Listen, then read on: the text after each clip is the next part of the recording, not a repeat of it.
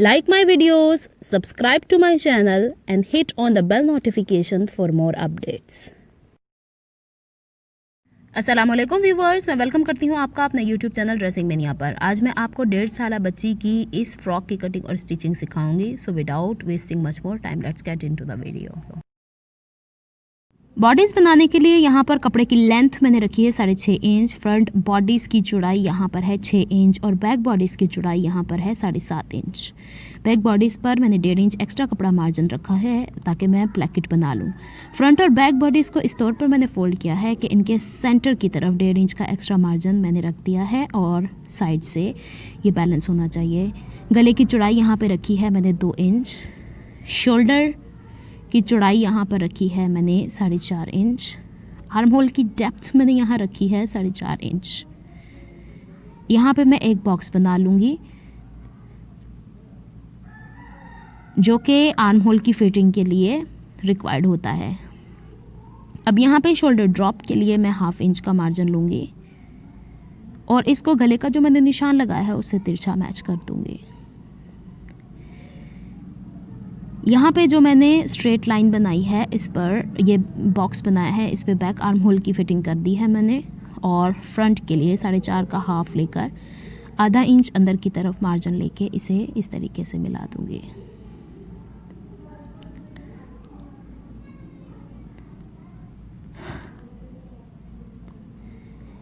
यहाँ पर कमर की चौड़ाई मैंने रखी है 5 इंच में 2 पॉइंट कम और चेस्ट के मार्क में लगाऊंगी तकरीबन 5.25 पर और इन दोनों पॉइंट्स को आपस में तिरछा मिला दूंगी। तो ये फिटिंग हो गई है हमारे पास बॉडीज़ की। अब इसी मार्क के ऊपर चूँकि मैंने एक्स्ट्रा मार्जिन जस्ट 1/2 इंच रखा हुआ है फिटिंग के लिए तो जस्ट उतना ही कट किया। आर्म होल की कटिंग कर लूँगी, शोल्डर स्लोप की कटिंग कर दूँगी इस तरीके से। अब यहाँ पे जो नीचे बॉटम है वहाँ से जहाँ साइड फिटिंग मार्क है 1 इंच ऊपर की तरफ लूँगी और इस वाले को तिरछा करके सेंटर की तरफ मिला दूँगी और इसको मैं स्ट्रेट ऐसे ही कट कर लूँगी। इससे फ्रॉक का थोड़ा सा फ्लेयर अच्छा आता है, साइडों से गिरती नहीं है फ्रॉक बल्कि गोलाई की शेप में आती है। अब जो बैक का पोर्शन था मेरे पास उसको सेंटर से कट करके 2 पीसेस में डिवाइड कर लूँगी और यहाँ पे फ्रंट आर्म होल की भी कटिंग कर लूँगी इस तरीके से। यहाँ पे मेरे पास बॉडीज़ की कटिंग हो चुकी है। अब मुझे इसके नीचे जो कपड़ा फ्लेयर की सूरत में लगाना है वो यहाँ पे दिखा देती हूँ आपको। फ्रंट वाला फ्लेयर के लिए जो कपड़ा है वो बैक वाले से तकरीबन 3 से 4 इंच छोटा है, यानी बैक वाला नॉर्मल फ्रॉक की जो बच्ची की लेंथ है उससे मैंने एक्स्ट्रा रखा है। यहाँ पे देखें बैक की वाले की लेंथ 12 इंचेस है और फ्रंट वाले की लेंथ 9 इंचेस है और इसकी चौड़ाई आप पे डिपेंड करती है कितना फ्लेयर आप इसे देना चाहते हैं, उस हिसाब से इसे हम रख सकते हैं। इस तरीके से मैंने पिनअप किया हुआ है इसलिए कि जो बैक वाला पीस है उसमें मुझे थोड़ा सा राउंड शेप में कटिंग करनी है इस तरीके से। इसकी कटिंग आपके ऊपर डिपेंड करती है कि आपने इसे किस शेप में देना है। टोटली राउंड भी कर सकते हैं और थोड़ा सा कर्व्ड राउंड भी कर सकते हैं। मैं इसे थोड़ा सा कर्व राउंड करके कट कर लूँगी तो ये मेरे पास कटिंग हो जाएगी फ्रॉक के लिए। इसके बाद मुझे बाइस टेप चाहिए, इसकी फिनिशिंग यहाँ से कर लेनी है। गले पर लगाने के लिए और स्लीव्स पर लगाने के लिए मैंने बाइस टेप ली है।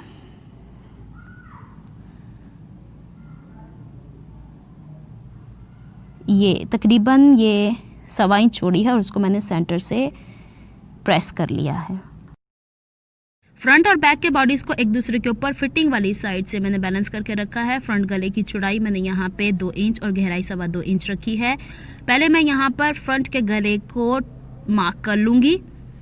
फ्रंट का गला चूँकि गहरा है, अब बैक के गले को मैं जस्ट 1.25 इंच इस तरीके से मार्क करके पहले बैक के गले के ऊपर कटिंग कर लूँगी और इसके बाद फ्रंट का पीस इससे सेपरेट करके फ्रंट के गले की डेप्थ को कट कर लूँगी।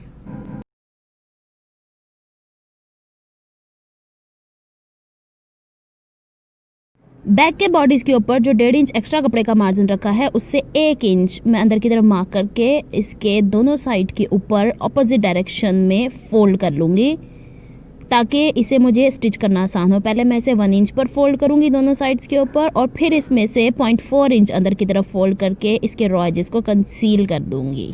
अब बैक साइड पर जो मैंने पट्टियाँ फोल्ड की हैं उस पर किनारे की सिलाई लगा दूँगी। फ्रंट और बैक के बॉडीज़ को शोल्डर से ज्वाइन कर लिया है और इसके बाद सारा सिलाई का मार्जिन बैक की तरफ मैंने प्रेस कर लिया है। इसके बाद ये उरेप पट्टी मैं इस तरीके से इस पर स्टिच करूँगी कि 1/2 इंच का मार्जिन ओवरलैप होके बैक की तरफ जाए। ये पट्टी फ्रंट से स्टिच होगी और बैक की तरफ स्टिच होकर जाएगी इस तरीके से, और जहाँ हम इसका एंड करेंगे वहाँ पर भी इसी तरीके से 1/2 इंच अंदर पट्टी को फोल्ड करेंगे। यहाँ पर सबसे पहले इस पट्टी को फोल्ड करना है। अब चूँकि ये बच्ची की फ़्रॉक हम स्टिच कर रहे हैं और उस पर ये पाइपिंग अटैच हो रही है तो यहाँ पे सिलाई का मार्जिन हम बहुत कम रखेंगे और यहाँ पे उरे पट्टी को थोड़ा थोड़ा खींचते जाना है। और जो शोल्डर का सीम अलाउंस मैंने पहले ही बताया है ऑलरेडी, ये बैक की तरफ हो और इसको स्टिच करते हुए फ्रंट गले की तरफ लेकर जाना है। जहाँ गले की गहराई होती है वहाँ पर इस पट्टी को, उरे पट्टी को थोड़ा खींच के लगाएं तो गले की फिनिशिंग काफ़ी अच्छी आ जाती है। इस तरीके से अब हम इसे स्टिच करते चले जाएंगे।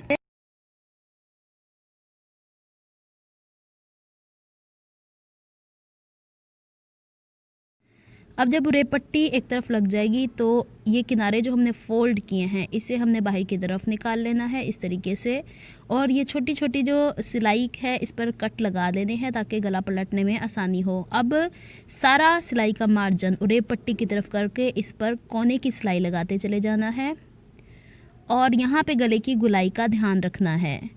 यहाँ पे बहुत ज़्यादा खिंचाव नहीं देना बल्कि आराम आराम से इसे बैलेंस करते जाना है और इसे आखिर तक हम ऐसे ही स्टिच करते चले जाएंगे।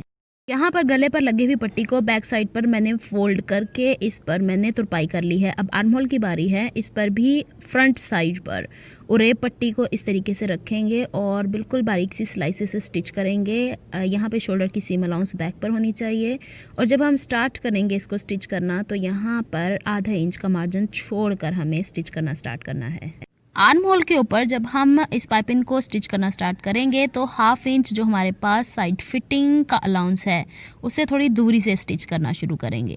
यहाँ पर आर्म होल भी चूँकि गुलाई पर है तो यहाँ पर उरे पट्टी को थोड़ा खींचते जाना है। शोल्डर का सीम अलाउंस बैक की तरफ रखना है और जब ये पट्टी स्टिच करते हुए हम वाइंड अप करेंगे यानी फिटिंग साइड की दूसरी तरफ ले जाकर तो वहाँ पर भी 1/2 इंच दूरी पर स्टिचिंग को छोड़कर इसे वाइंड अप करेंगे। आर्म होल पर उरेप की पट्टी अटैच करने के बाद मैंने साइड फिटिंग जो बॉडीज़ की है उसको स्टिच कर लिया है। अब देखें तो ये पाइपिंग इस तरीके से होती है, दोनों तरफ से खुली हुई है। अब हमें इसे इस तरीके से वाइंड अप करना है कि जो एक्स्ट्रा मार्जिन हमने पाइपिंग का रखा था वो सीम अलाउंस तक आए इस तरीके से, और इसे एक्स्ट्रा मार्जिन को बैक की तरफ फोल्ड कर देना है और दूसरी तरफ भी ऐसे ही करना है और इस पर जैसे सिलाई लगाते आए हैं वैसे ही इसके ऊपर स्टिचिंग कंप्लीट कर लेंगे। यहाँ पर जो सीम अलाउंस है उसको एक तरफ हमें बैलेंस कर देना है। वैसे मैंने दोनों साइड से फिटिंग लाइन जो है वो बैक की तरफ मोड़ दी थी।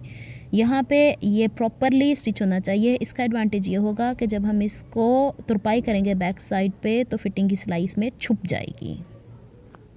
यहाँ पर अब आर्म होल की इस तरह कुछ लुक आई है। अब इसका जिस तरह हमने गले के ऊपर सिलाई वाला मार्जिन पाइपिंग वाले कपड़े की तरफ करके किनारे की सिलाई लगाई थी वैसे ही ऑल राउंड इसके ऊपर भी हम सिलाई लगा लेंगे ताकि इसे बैक साइड के ऊपर पलटना हमारे लिए आसान हो जाए। इस तरीके से सारी सिलाई इस पर कंप्लीट कर लेंगे।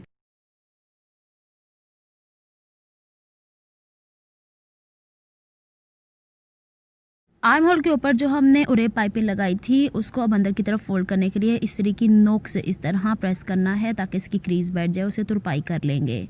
इसका फ्लेयर साइड से मैंने फिटिंग कर ली है और नीचे बॉटम से हम कर लिया है। 2 पैरेलल सिलाइयाँ बड़े टांके से लगाकर इस पर मैंने चुन बना ली है और इसे मैंने फ्रॉक के साथ साइड से साइड मैच करके फ्रिल को थोड़ा उल्टा कर इस तरीके से रखना है। सेंटर से सेंटर मैच करके सिलाई इन 2 सिलाइयों के बीच में आनी चाहिए और जब ये स्टिच हो जाएगा तो एक्स्ट्रा स्टिचिंग लाइन जो बाहर विजिबल होगी बड़े स्टिचेस की उसको मैं रिमूव कर दूंगी।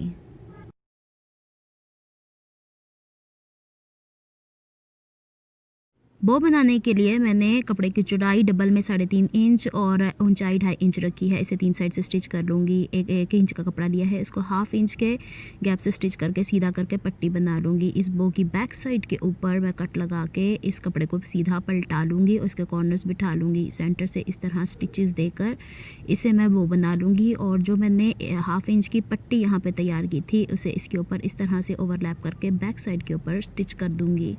अब ये जो बो तैयार हुई है इसे मैं शोल्डर के ऊपर जो सीम अलाउंस है उसके ऊपर स्टिच करूँगी और पुख्ता कर लूँगी। दोनों साइड पे मैं ऐसे ही इसे स्टिच कर लूँगी।